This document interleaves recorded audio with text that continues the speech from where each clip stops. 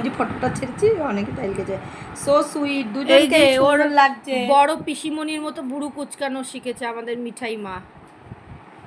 ওর বড় পিপি এরকম ভাবে কথা বলে, তাই ও ওরকম শিখেছে।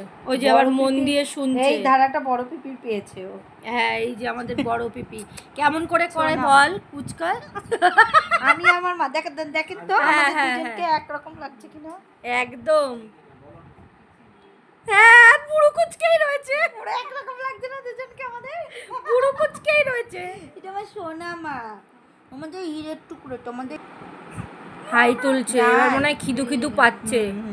এবার একটু খাবে মনিকা, এবার একটু খেতে দে।